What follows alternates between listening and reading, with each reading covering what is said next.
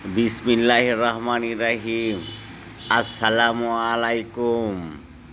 আজকে আপনাদেরকে দেখাবো আমাদের গোবিন্দপুর ইউনিয়ন, দুপচেচিয়া, বগুড়া। এই ইউনিয়নে আমরা যেই পড়া করেছি গোবিন্দপুর উচ্চ বিদ্যালয়। এই বিদ্যালয়ের একটি ঐতিহ্যবাহী একটি দিঘি আছে। এই দিঘির নাম বাকসা।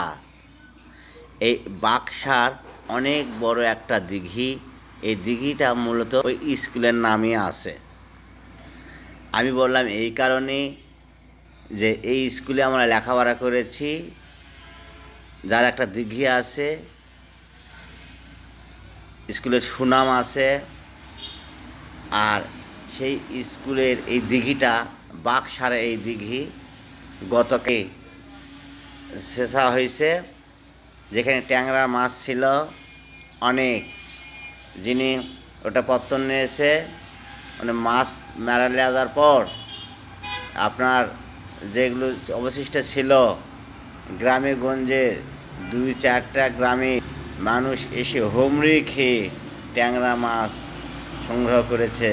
অর্থাৎ যেটা রাখা গেছে সেটা যে যেভাবে পারে ধরে ধরে নিয়েছে।